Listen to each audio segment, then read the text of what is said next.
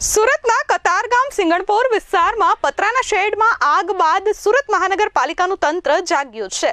ગેરકાયદે પતરાના શેડ આજથી દૂર કરવાની શરૂઆત કરવામાં આવી છે। સુરતના ડબોલી વિસ્તારમાં પતરાના શેડમાં આગ બાદ મનપા તંત્ર જાગ્યું છે। 2 દિવસ પહેલા મોડી રાત્રે અચાનક જ ઓનલાઈન કંપનીના ગોડાઉનમાં સ્ટોરેજ ગોડાઉનમાં આગ લાગી હતી અને જોતજોતામાં આગે વિકરાળ સ્વરૂપ ધારણ કર્યું હતું। પતરાના શેડમાં ગોડાઉન હોવાથી આગે વિકરાળ સ્વરૂપ ધારણ કર્યું હતું અને ફાયરે મેજર કોલ જાહેર કરી મહા મહેનતે આગને કાબૂમાં લીધી હતી। જો કે જે તે સમયે સદનસીબે આ દુર્ઘટનામાં કોઈને જાનહાનિ થઈ ન હતી, પરંતુ ગેરકાયદેસર પતરાના શેડ દૂર કરવાની માંગ રહીશોએ અગાઉ કરી હતી। ત્યારે આગ બાદ સુરત મહાનગરપાલિકાનું તંત્ર જાગ્યું છે અને પતરાના શેડ દૂર કરવાની કામગીરી હાથ ધરી છે। વર્ષોથી બાંધેલા પતરાના શેડ મનપા તંત્રને કેમ ન દેખાયા તેવા આક્ષેપ ભાજપના કોર્પોરેટર અને લાઇટ એન્ડ ફાયર સમિતિના ચેરમેન નરેન્દ્ર પાંડવે કર્યા છે। તેમણે મનપાના અધિકારીઓને સીધો સવાલ કર્યો છે કે શા માટે અત્યારે આગ બાદ આ પતરાના શેડ દેખાયા? પહેલા તમે ક્યાં હતા જ્યારે પતરાના શેડ બનતા હતા?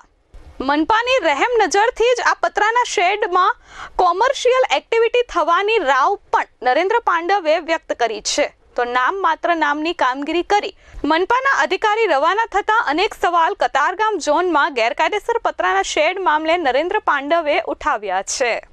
આજે મારી ફરજ આવે છે લાઇટ એન્ડ ફાયરના વાઇસ ચેરમેન તરીકે કે 2 દિવસ પહેલાં વોર્ડ નંબર 8માં જે આગ લાગી હતી એ સંતુલન અધિકારીઓ આજે પગલાં લઈ રહ્યા છે। તો જ્યારે પગલાં લેતા હોય ત્યારે આજે રેસિડન્ટ વિસ્તારમાં જ્યારે આવા શેડ બનતા હોય તો ત્યારે ઉચ્ચ અધિકારીને અટકાવવા પડે।